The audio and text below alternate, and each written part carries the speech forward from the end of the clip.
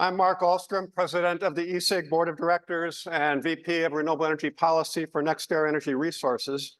And it's my honor to welcome you to the 2024 Fall Technical Workshop of the Energy Systems Integration Group. Welcome to ESIG and welcome to Providence. Both the location and our name are very deliberate. We'll have a session on offshore wind this afternoon, and many of us will be seeing offshore wind turbines in operation on Friday morning. Please join us if you can. But in keeping with our name, we'll also be hearing from experts at the leading edge of all aspects of energy system integration this week. We're planning and operating complex and coordinated systems. And I encourage you to immerse yourself in topics that are not your specialty, to get to know other thought leaders across this incredibly multidisciplinary space, and think about how it all comes together. ESIG is a global member-based nonprofit organization for those of us supporting the technical aspects of grid transformation and energy systems integration.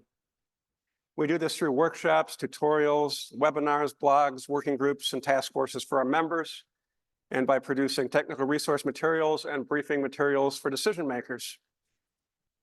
ESIG convenes key participants to chart the technical pathways in a way that is collaborative, reliable, economic, trusted, and sustainable. As you'll see here this week, by bringing talented and dedicated technical people like you together at the right time to talk about the right things, ESIG functions as a catalyst to make progress faster and better.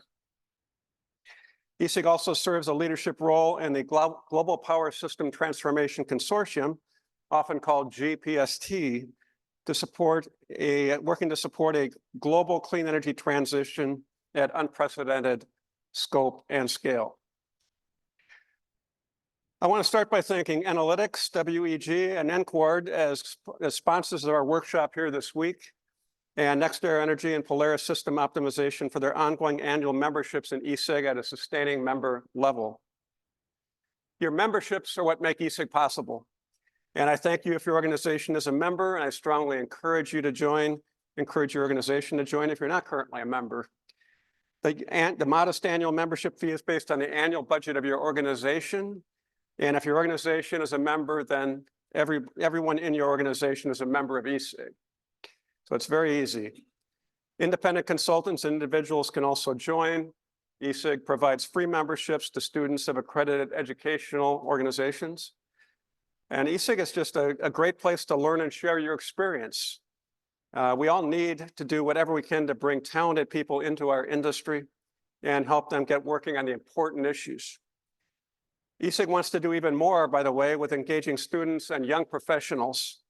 And so if you consider yourself to be either one of those, I encourage you to join us an hour early for the reception tomorrow night to meet with me and others so that we can better introduce you to other people here at the workshop and get you more integrated with all the people that are here from across the broad industry. So please, that'll be tomorrow night. Just come an hour early if you're a young and career student. So this is the fall workshop. These technical workshops have been held for 35 years. ESIG has a very long history. We've had a few names, of course, but we've been having workshops. And at every meeting, the leading edge of the problem space has moved or changed. So we never run out of important, timely, and fascinating things to discuss.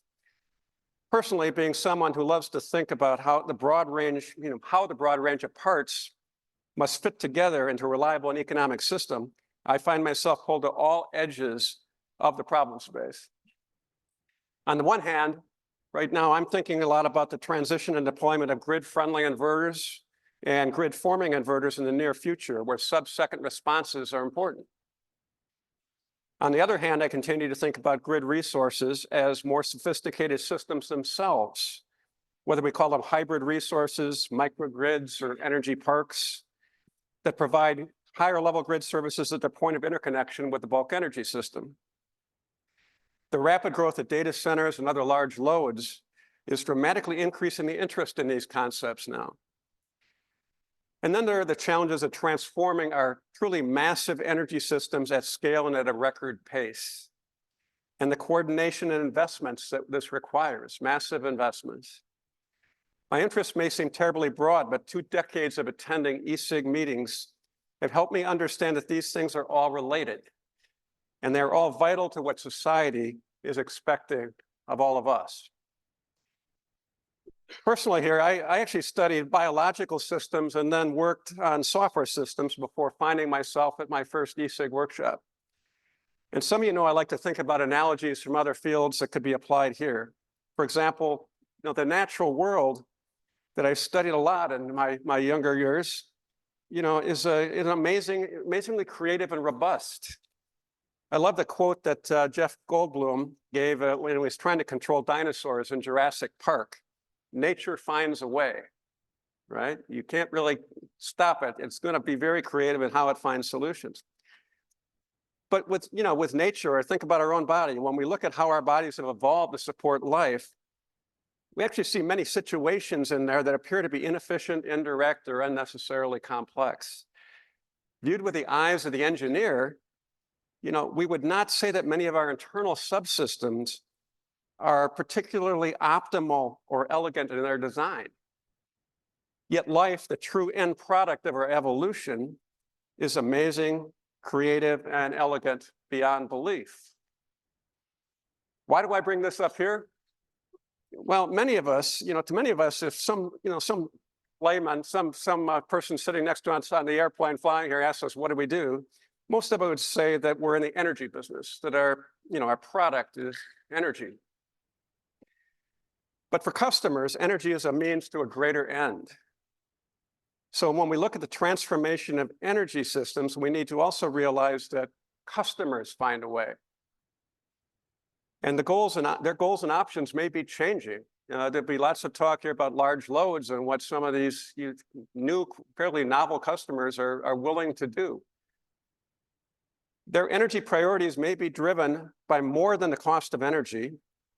Optimization may be secondary to timing and robustness of the solution. They may be thinking outside of the box.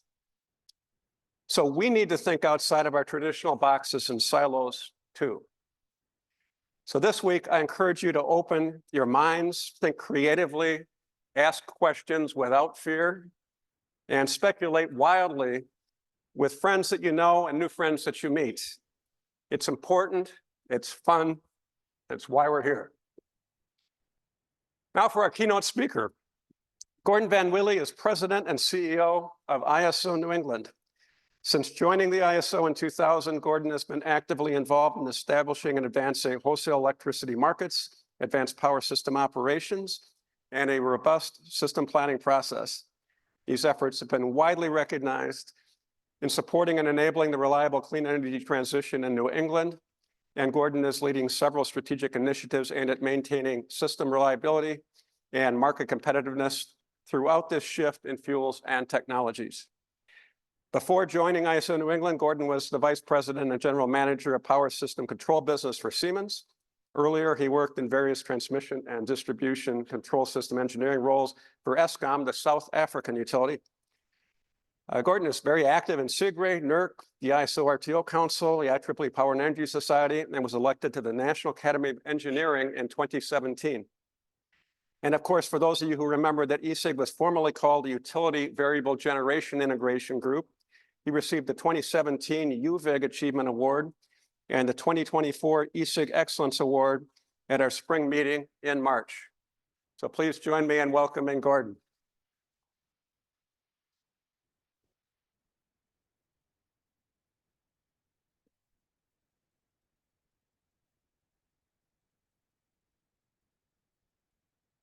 Thank you very much, everyone. Great to be here. It's lovely seeing an audience full of familiar faces.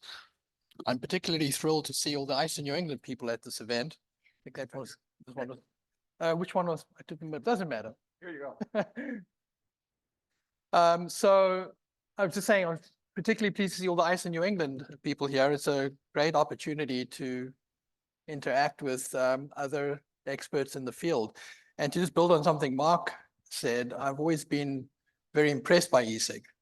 People are always exploring the leading edge of all the challenges that we have to deal with in the clean energy transition. And in chatting to Mark about, what should I be speaking about? He struck a chord with me when he said he's always focused on the challenges. So I thought I'd put a presentation together that really talks about the challenges of orchestrating a successful clean energy transition across multiple jurisdictions. And I see Mark McNally there in the audience, and he long ago made the point that the transition is more than just the transition of the electric system, it's the transition of the entire energy system. And you think of what we're trying to do here in New England, we're trying to orchestrate a clean energy transition across 6 states, regulated by FERC, but the gas system is under different jurisdictions under the states. So just think about the complexity of all of those interfaces and getting that whole system to move. And that's really what we're trying to do here. In some ways, it's easier when you have a single state or a single country where there's one regulatory authority in charge that can actually make sure that things line up. We've got a more complicated situation here because I can tell you from experience, things don't line up across 6 states and between the states and the feds. And so it makes our life quite challenging. So I thought I'd start this with what I call the 4 pillars framework, because these are really the key ingredients for a successful clean energy transition here in New England. You can think of it as a very, very simplified engineering framework, and I'll get into some of the market challenges a little later in my presentation, just to stimulate some thinking. So I found that this has been a useful framework for talking to non-technical audiences, which I know this is not. So this is going to be profoundly simple for this group. But I found that in the conversation around the transition, we often tend to fixate on one specific dimension of it to the exclusion of others. And so the point I try to make with this slide is that, of course, we need lots and lots of clean energy resources, and that's where the energy has to come from. But we also need a lot of balancing resources that are going to fill in the gaps left behind from the variable production of the clean energy resources. And they're as important as the clean energy resources, otherwise we won't have a reliable system. And the third pillar here is energy adequacy, which folk have overlooked in many different ways over the years. We've made simplifying assumptions about things that have turned out to be incorrect. And really, the point of this is generators are really just conversion devices. And so what we need is we need some stability on at least some of the inputs into these generators in order to ride through weather events where we don't get the production we were looking for from renewables, or let's say gas systems become constrained. So there needs to be some kind of stored energy in the system, or some kind of delivery system for providing that balancing energy for many days, perhaps weeks on end. And that's really energy adequacy being the third pillar. And we saw the absence of that in Winter Storm Uri in Texas, creating a big problem. The fourth pillar is pretty obvious as well, transmission. We have to scale the system up. We have to integrate new renewables. We need to be able to meet the growing demand. You can't do that without more transmission. So what comes next is a series of slides that just sort of illustrates this in a little bit more detail. This slide's kind of interesting. New England's around about a 32 gigawatt system from an installed capacity requirement perspective. Our all-time peak was set many, many years ago at 28 gigawatts. The states made a huge investment in energy efficiency, and then subsequent to that, behind the meter solar PV, and that's actually kept a lid on demand growth in New England, in New England, and kept us at a fairly steady state from a demand growth perspective. But you can see, drawing on some of the studies that we've done, that we will gradually transition to become a winter peaking system. I've got another slide in here that illustrates that. Average demand will double and winter peak will almost treble. So that's going to produce a set of challenges. Balancing resources, the famous duck curve illustrates this problem. So you can see the curves in the center of this chart are essentially the lower net load levels as we put more and more solar on behind the system, behind the meter in the distribution system. And what's come more quickly than we expected is the possibility that by the end of this decade, we're going to find ourselves with net load conditions above the baseload production of the remaining nuclear plants in New England. So that's going to make for a very interesting operational situation. Now, one could argue that perhaps you'll see some demand growth at these points because people are going to be paid to consume, and maybe that will reduce this to some extent, but this is something we're keeping our eye on. And certainly the other challenge embedded within this on this chart is the shape of the ramps. And so just the ramping capability on the system is going to become more and more of an issue as we go forward. This slide is a way of illustrating the energy adequacy issue.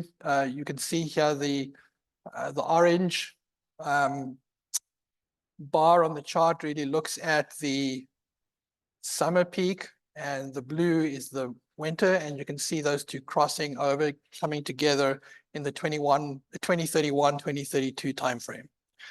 And once we get there, there's a real potential for our energy constraints on the system to become more severe. So New England is really an energy limited system, has been for a long time. We discovered our energy constraints 20 years ago and have never really solved for it.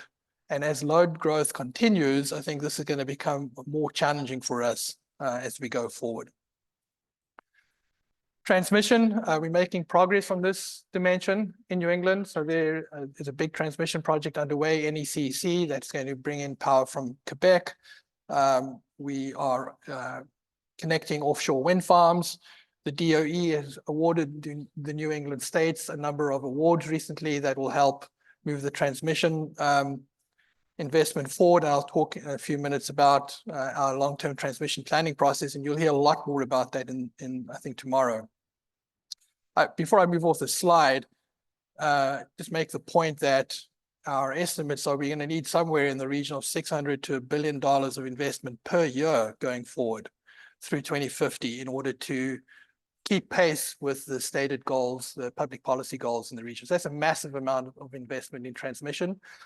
We don't have any comparable figures for what has to happen on the distribution system, but my guess is the same order of magnitude. So that's a pretty massive investment just in wires in New England. So I thought I'd take the opportunity to highlight some outstanding work by a team here at the ISO under the leadership of Marianne Purbin, Patrick Brohan, and Ben Wilson, and a much broader team of folks that produced a report. They're in the process of finalizing this called the Economic Planning for the Clean Energy Transition. And even though it leads with the word economic, it's really just looking at the trade-offs between economics, reliability, and environment, and to try and educate folks about these trade-offs as we go forward. And it starts with the premise that this region is serious about reducing emissions levels at least by 80% by the year 2050, by obviously shifting to renewable energy and electrification of heating and transportation. And so we did this work, the team did this work, and over a period of 2 years, it was open to our stakeholder group through the Planning Advisory Committee. And I don't know if it's on the slide or not, but I think we ran of the order of 2,700, 2,800 different simulations, 30 to 40 different scenarios. So we came out with some base cases of our own, but we did lots of sensitivity analysis around that based on requests that we were getting from our stakeholder audience. So it's probably the most rigorous, thorough analysis we've done of the possibilities that lie ahead of us. And it shows some really interesting information. And it really makes the point that we have to be careful about how we manage these trade-offs between reliability, economic efficiency, and carbon neutrality. If we skew too much to one side, we end up creating a problem on the other side. And finding the right balance point in New England is going to be the real trick. This slide is one of the slides, or based on the data that came out of the analysis. It just gives you a sense of the scale of what we're attempting to do here in New England. So if you remember that 2 times average demand, almost 3 times winter peak, what if we were to build the system out, retaining our existing fleet today, which is largely fossil gas plus nuclear and a small amount of renewables, what would we need to add to the system in the form of renewables and batteries between now and 2050? And it speaks to the the size of the challenge. 1,300 megawatts per year of offshore wind needs to be added to the system. Now think about the fact that it's taken us about 6 years to put 1,300 megawatts out in the ocean. It's not all operational yet. So it's taken us 5 or 6 years to just do one tranche of what we're going to need to do every year between now and 2050 to build out the system. 955 megawatts of solar per year. So we're a little closer there. We've probably been adding 600 to 700 megawatts of solar behind the meter every year.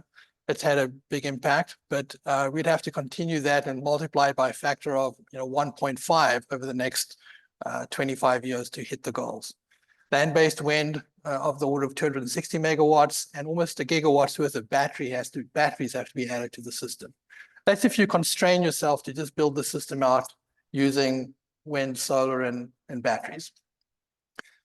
One of the other big takeaways from the report, I hear a bit of echo. Let me move this down. One of the other interesting takeaways from the report is today's grid, we experience relatively small deviations between peak annual demand in between years. And so it allows for relatively efficient planning from a resource planning point of view, to the extent people are doing resource planning.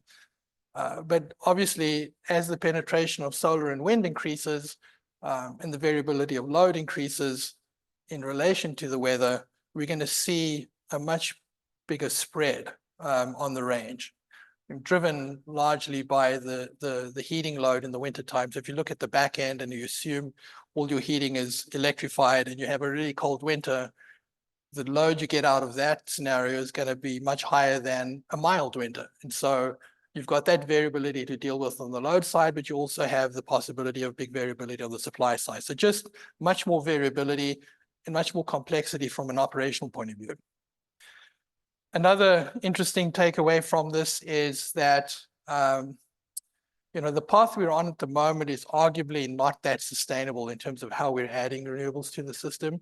So they've been done through PPAs, and these contracts are outside of the wholesale market.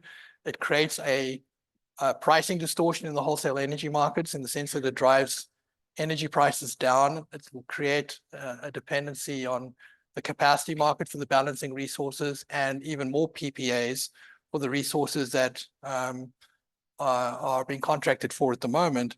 And this shows you that as you go on in time, the resources at the end are going to contribute to a bigger and bigger curtailment problem. That's assuming that nothing comes in to soak up this excess energy on the system. And I recognize there's an opportunity there embedded within that statement. But absent that, and I think it will take policy action to get that kind of stimulus, to have somebody soaking up that energy and doing something with it, we're going to find a lot more curtailment. The consequence is that it's going to make it more expensive for the subsequent rounds of PPAs in the future. So it becomes a bit of a race to the bottom from a financial perspective. And you can see here that a resource that is profitable in 2035 needs increasingly more support as we march through time. And the PPAs further out are going to require higher levels of support as well. But that's a real conundrum, and that comes from us not pricing carbon in this market, right? So to the extent from a policy point of view, we refuse to price carbon in the market, this will be the outcome. And we now have several studies that show this. This is the one study that shows us this result. We also did a pathway study several years ago that looked at this from a wholesale market perspective. The other interesting finding from the report was that, it's intuitive, but it's interesting to see it laid out this way, is that we're going to be able to decarbonize certain times of the year earlier than other times of the year. So this chart, what it shows you is the gray shading at the back is the tons of CO2 per day on the existing system. It's as of 2022. And then as we add more renewables, you get the displacement of carbon over time. By 2032, you get the light green shading. By 2040, you get the dark green shading. By 2050, you see these occasional brown lines on the chart. What happens is spring decarbonizes before any other season, fall is next, and then summer, and then winter. But even when you get out into winter, you need some form of firm fuel resource in order to meet those winter peaks.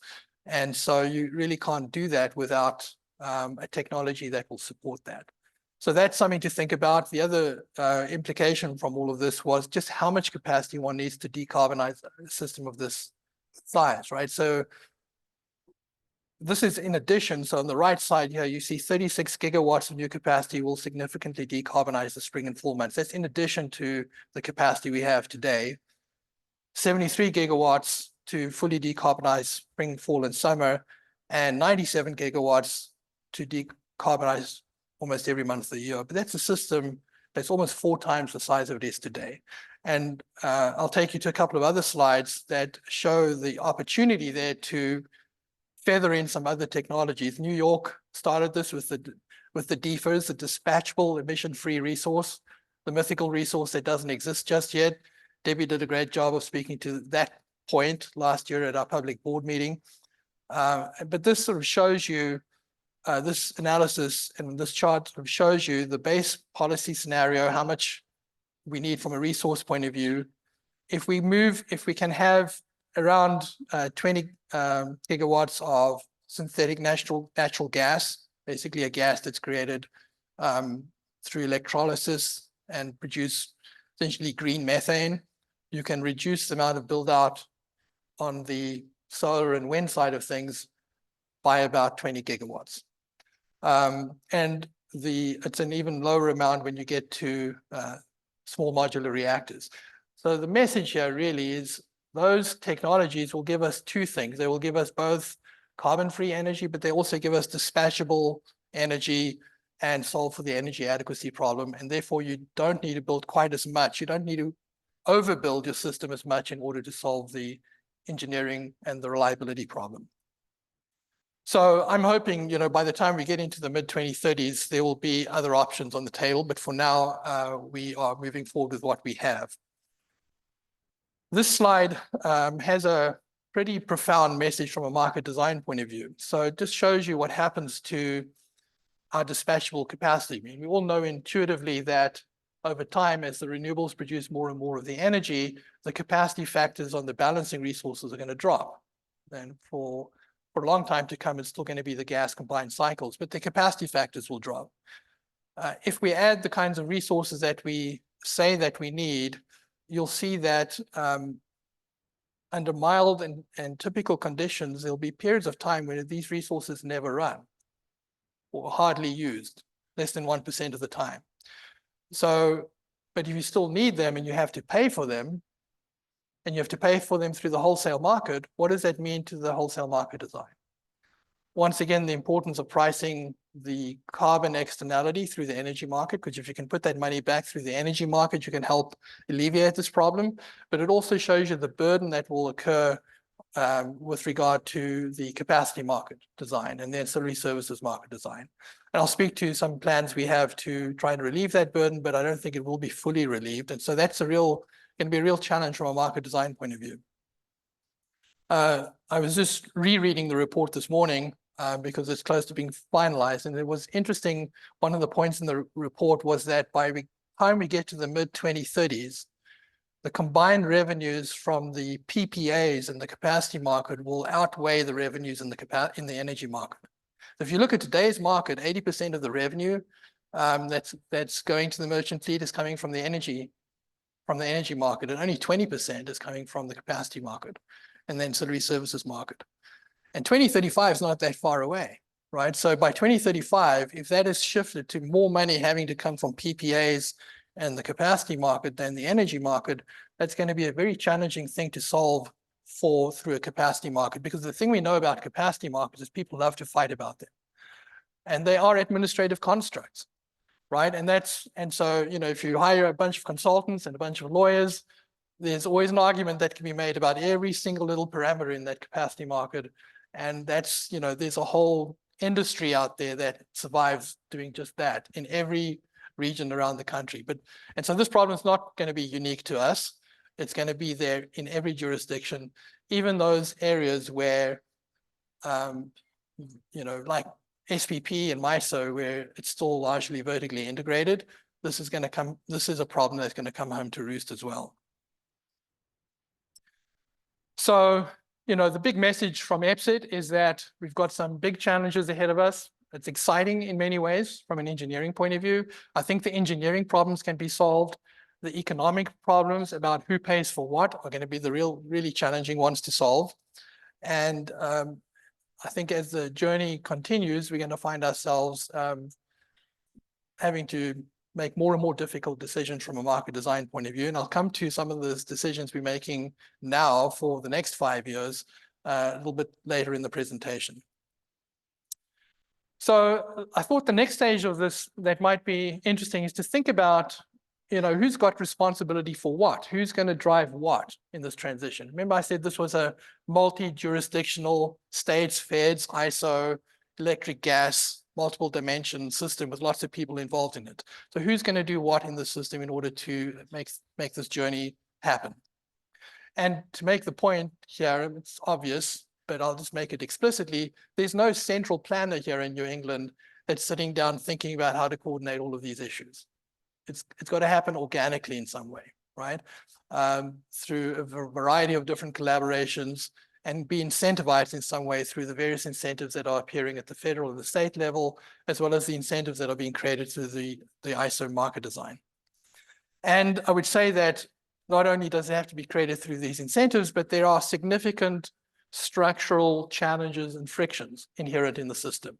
And I'll come to that. I have a couple of slides on those structural challenges and systems and frictions, which are a 2-day presentation in their own right, but I'll skim over them just to give you a flavor of it.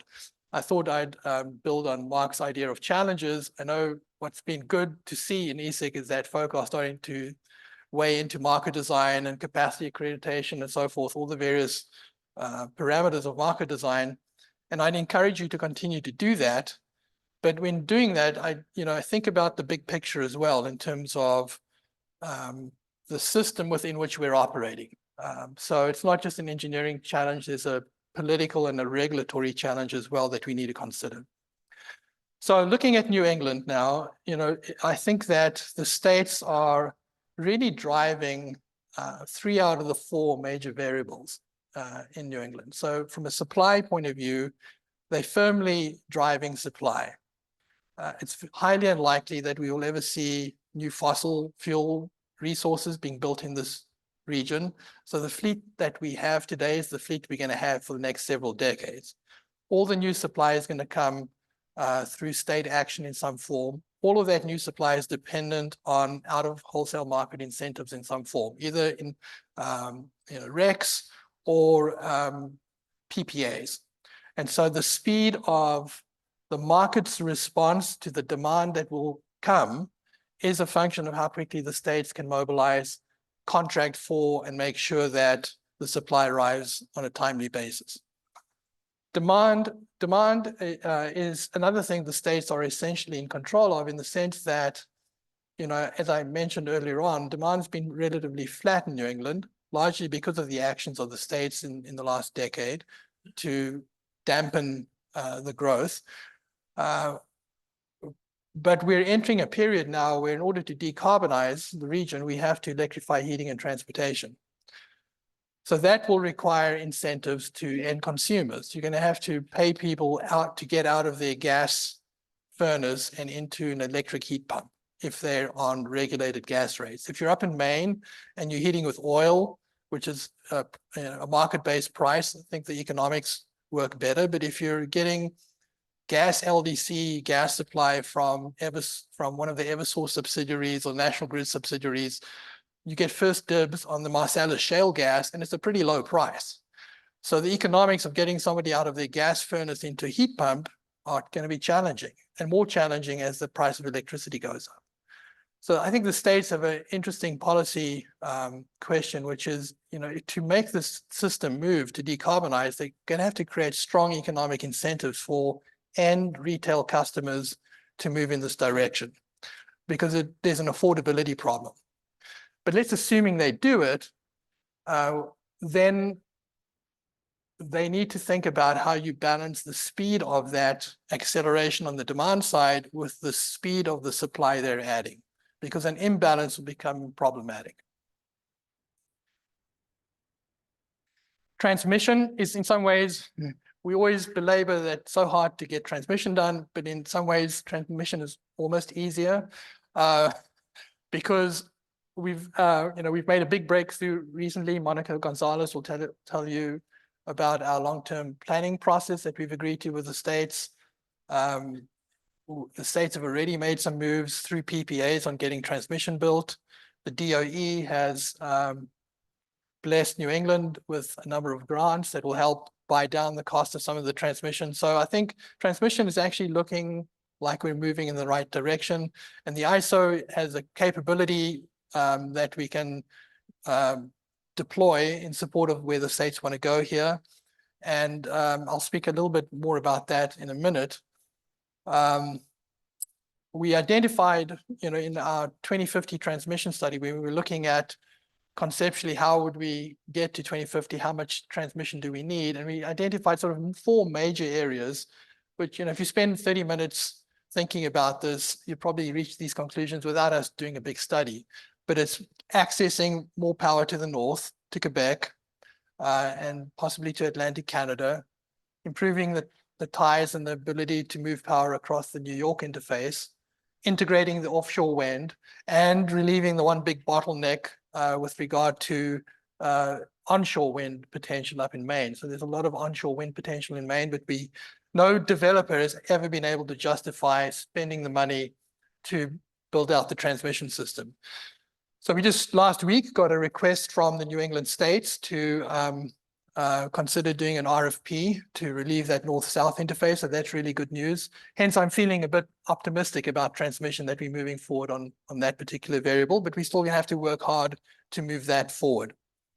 And then finally, in terms of who does what, transmission really is a collaborative effort between the states and the ISO, with us acting as the technical advisor. On the reliability services, that's all going to be with us from an ISO point of view. And there our regulator is FERC. And ultimately, we've got to figure out through the market design how to pay enough money to those balancing resources to not only have them stay, but also to attract new investment in the future as the system scales up. So here's a couple of slides for you to think about and talk about over drinks tonight or breakfast tomorrow morning. Here are some of the real difficulties in terms of making this work through a wholesale market structure.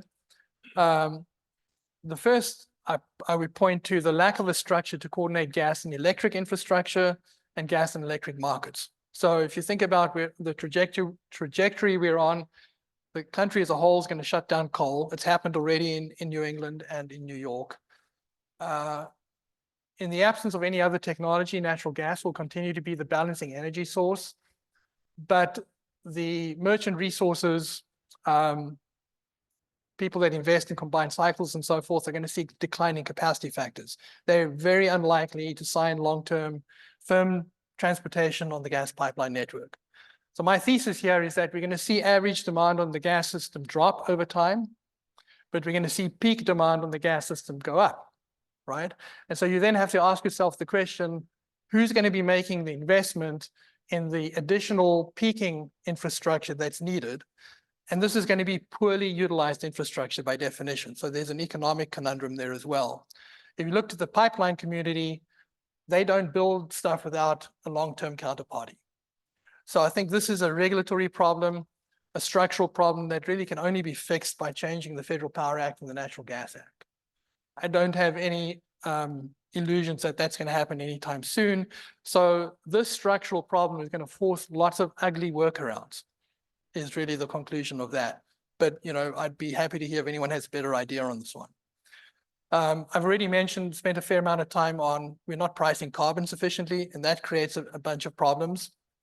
The next one down is there's this asymmetry between load and supply on contracting for future needs. So my observation is that generally load tends to be short in the market. And that's worked out just fine while the system's been long. That's been a very cost-effective playbook.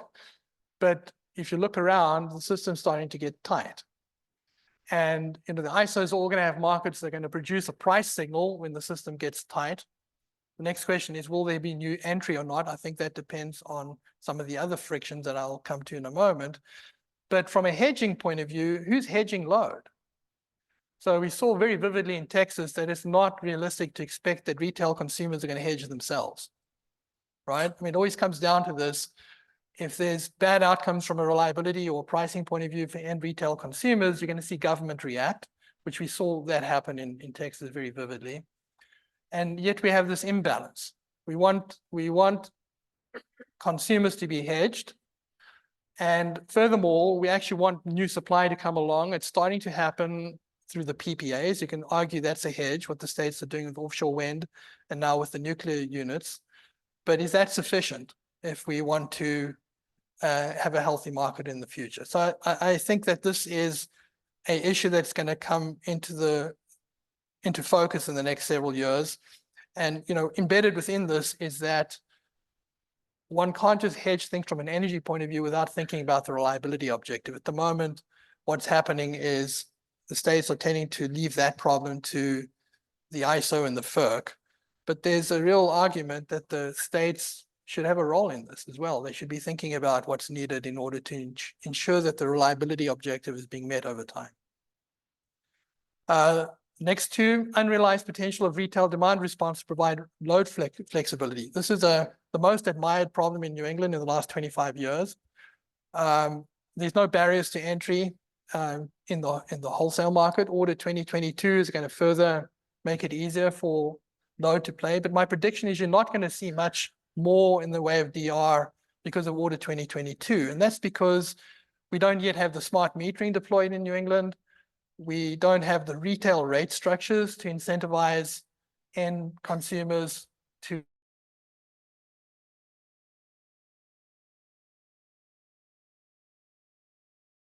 basically. The other thing that I signaled in one of the earlier slides is, if you look at those ramping profiles, one of the things that we may need to invest in by the end of the decade is flexible response services. So we're thinking about adding other products to our reserve markets in terms of dealing with energy adequacy, maybe getting 90-minute reserves into the market, but also with regard to ramping. So there's a question out there as to when we need to do that, because I think we have enough ramping capability on the system for now, but certainly this need will come.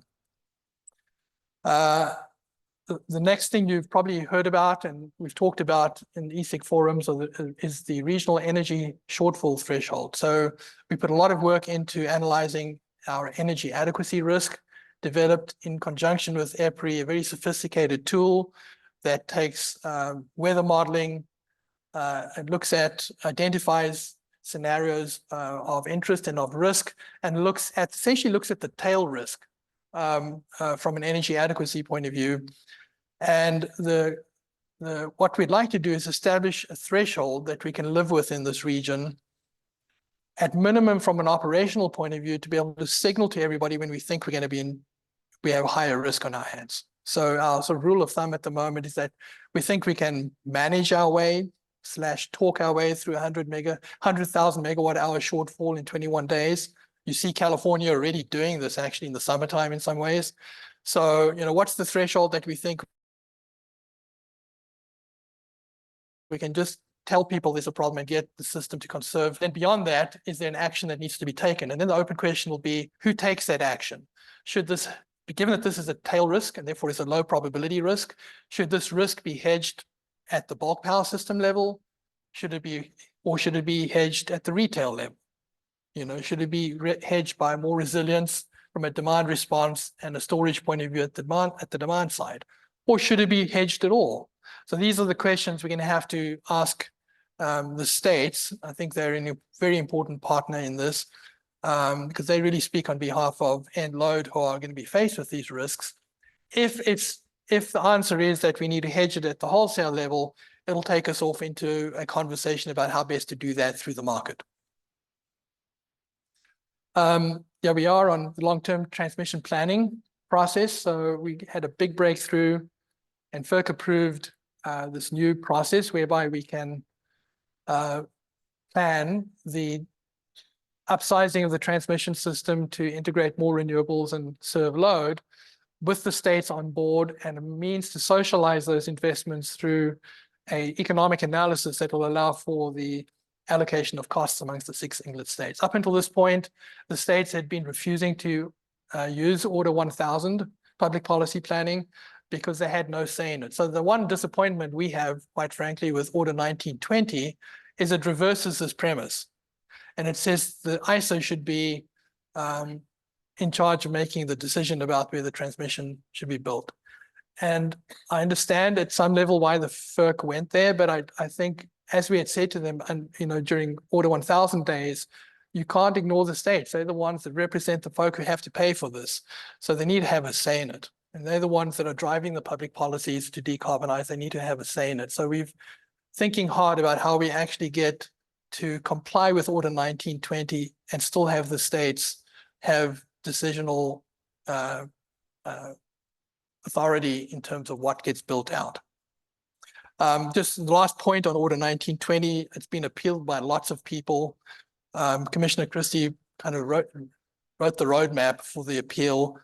And so just reading the tea leaves, my guess is that Order 19 is going to go through another revision before it finally lands. But that's my guess. I don't know anything concrete. I'm just reading tea leaves there. Transmission right sizing projects. So there'll be a focus on that because obviously in the densely populated areas, we're going to have to be using existing transmission assets to scale them up to meet the demand that's coming. One of the frictions, thorny bits in the system here is that the states want better oversight on asset condition investments. And so I think until the states get comfortable with, is there sufficient oversight on asset condition investments, they're going to be reluctant to approve right-sizing projects. And so that, I think, is going to be an issue that comes into focus in the next couple of years as well. Not clear to me what the answer is there.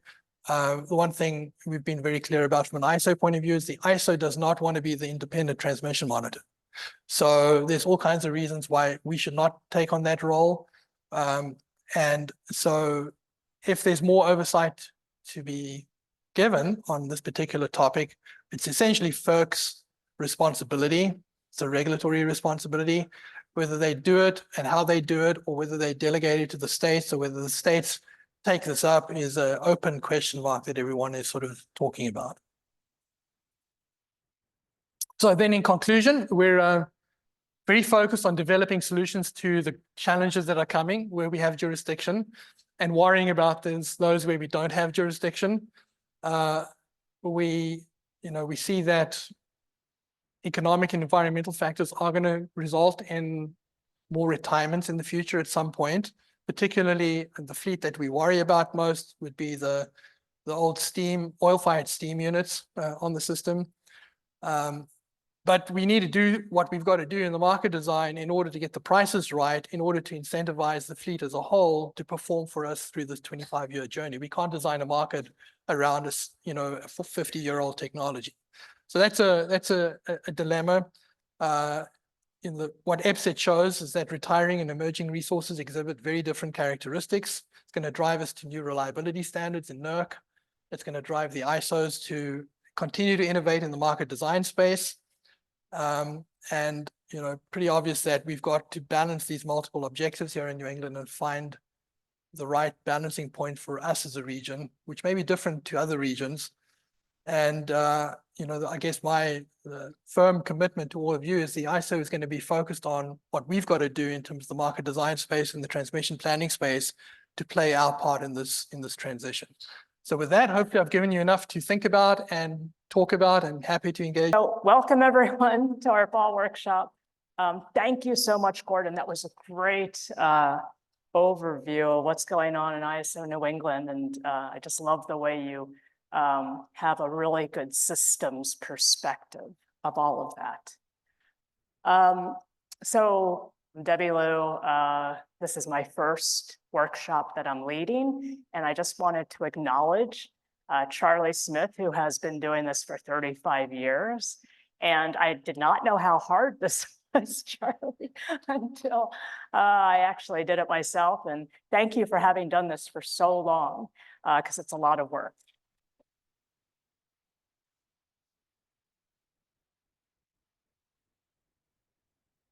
And I also want to acknowledge Julia Matavosian, and I can't see where she is, but maybe she'll just wave because she's now our new associate director, who really did a lot of cat herding to make this event happen as well. So thank you, Julia.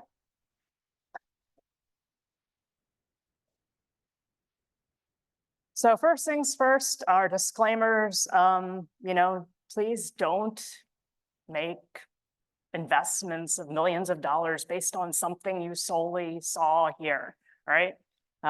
Please do your own research. And please do not engage in anti-competitive behavior, at all, but especially don't do it here. And then importantly, ESIG doesn't tolerate any kind of discrimination or harassment. And, please understand what may be a joke to you, may be offensive to someone else. So please, let's all be respectful of each other at these events. So I want to just give a couple highlights of the last year. I thought this was pretty interesting that global emissions may have peaked in 2024. This would be, great to hear if it's true. And of course, as you know, China is the largest emitter, and this is largely due to China actions, right? They've been rapidly building renewables and electric vehicles. On the right, this is just showing that they produced 90% of the world's PV last year, and more than half of that was installed in China itself. 1/3 of their cars are electric vehicles, so this is great if we're finally on a downward trajectory on global carbon emissions. We also hit new highs in 2024. So some records, ERCOT, their wind plus solar instantaneous, amount of their load that was served by wind and solar hit a new record high of 75% this year. And on an annual average basis, about 1/3 of their generation is from renewables. And this record was hit in the middle of the day, right? Recognizing that they've been installing so much solar recently. And then California, CalISO hit a renewables penetration record, 117% in an interval in April, right? So they're exporting their renewables. And on an annual average basis, half of their generation comes from renewables. And that doesn't include the rooftop solar. So this is huge. SPP, they still have their old record from 2022, but it's 90% wind, right, for that old record. So that's really, great work on their front. And then what I thought was the most interesting thing in this past year, this graphic on the right is from Australia, right? So this is Australia's NEM. So this is, the whole interconnection that's kind of the eastern and southern part of Australia where a lot of the population centers are, right? So they hit 74% renewables in one of their intervals, and half of their load at that time, almost half of their load was being served by rooftop solar. So that's for the entire interconnection. I thought that was really quite impressive. Now, we've also had in this last year our share of challenges. All right, so you probably saw the news, an offshore wind turbine blade broke off and pieces of that washed up on beaches in Nantucket, and that made a lot of headlines. There's also been a lot of offshore wind plant contracts canceled. We've had supply chain issues, inflation, high cost of capital. GE recently laid off 900 people in the offshore wind. Siemens anticipates losses. Now, on the other hand, the Inflation Reduction Act that got passed a couple of years ago has been really helping industry. It has been helping with those razor-thin profit margins. And hopefully, now that inflation is falling and interest rates are turning around, this is also going to help turn things around. So, I think we can be hopeful about, next year. But we still face the speed and scale problem. So this graphic on the top right, you're probably all familiar with LBNL's work looking at interconnection queues across the country. And this is showing that, interconnection queues now are over twice the size of the installed capacity in the United States. So we have these huge queues. And then we're finding once resources get through the queues, in some cases, there are delays in construction. So, even if a resource can get through, they may have problems with supply chains, with PPAs, with other issues. And that's shown on the bottom right. This is from MISO. MISO's found that, they've approved these resources through the queue process, and then about half of them are being delayed for other reasons. Now, transmission is a huge piece of this, as Gordon was mentioning, and DOE just published their National Transmission Planning Study. We're really excited. We're going to have a webinar on that later. And it quantifies transmission benefits, so that might help with some cost allocation issues. It also identifies high opportunity paths. And then we've also got FERC Order 1920, which passed in May, and requiring to have a longer lookout of time to do your planning and consider factors like state energy goals, like utility resource plans, and also consider multiple transmission benefits. So there's some cause for hope here as well. On the stability front, oscillations are a growing concern. So we've always dealt with oscillations, but today we've got new kinds of oscillations on the system. They've got different root causes. Thomas Ackerman's workshop in Finland and FinGrid showed these oscillations from inverter-based resources. So Finland, just so you know, it's mostly hydro and nuclear powered. So it's mostly synchronous generation, but they've been rapidly building wind lately, and they've got 18% of their energy coming from wind now. So these oscillations were caused by a switching operation during a planned outage that was 200 miles away. So we've got these kinds of issues to consider. And while oscillations can be harmless, they can also damage equipment. They can also lead to blackouts. So they are something that we need to be concerned with. And at ESIG, we have an oscillations project teams. I don't know if Nick is around. Nick, raise your hand. They just held a workshop in March, published this guide for practitioners to diagnose and to mitigate oscillations. And there's certainly a lot we can do better in our practice to help mitigate this. We can tune inverters, but there's a lot we don't know. We need a lot of work on this issue. So for those of you who are members of ESIG, maybe raise your hand if you're a member of ESIG. I'm just curious how many. Okay, so most people, great. For those of you who aren't members of ESIG, encourage you to join. This is just showing our working groups and task forces. I don't know if you're familiar with exactly how everything works, but we've got a number of working groups, and 3 of them are going to meet on Thursday, and the other 2 are going to hold workshops on Thursday. And if you're a member, you can join a working group, and you can come to the working group meeting, and you can say, hey, I think this issue, whatever issue it is important to industry, and we all got to get together and work on some aspect of this, maybe do some modeling or best practices, or do something collaboratively to help solve this problem. We've got a number of task forces and project teams ongoing now that are trying to do this. And so I invite you to come and learn or contribute. And then we've also got 3 user groups. So in addition to this, we've got grid enhancing technologies, O&M user group, and probabilistic forecasting. But I wanted to announce that this week we are launching a new large loads task force. So you're probably aware of, all of the news around large loads, especially in the data center front. And on the left here, this is showing data center requests. And an EPRI recent survey to utilities had all 25 utilities responding to that survey, reporting that data center requests were more than half of their peak demand. And today, Dominion Energy, a quarter of their electricity sales are for data centers. And for the Northern Virginia Electric Co-op, we heard in June at our workshop that 63% of their sales are for data centers. So this is huge, certainly in some places more than others, but a growing concern. And there's a lot of things we need to talk about and to work on in this area. So you may know PJM is going to be building $5 billion in transmission for data centers. And today, those costs are spread across all PJM customers. And some people are asking, is that fair? Right? And you probably know Amazon recently bought a giant data center campus at the Susquehanna nuclear plant. And that data center campus is not going to pay transmission charges.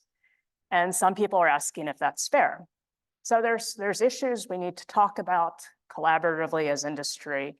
And then, of course, you're probably aware, we're restarting 3 Mile Island, the nuclear, one of the nuclear units there. And there's investments going into small modular reactors now by some of the data center providers. So if you are interested in the Large Loads Task Force, see Julia.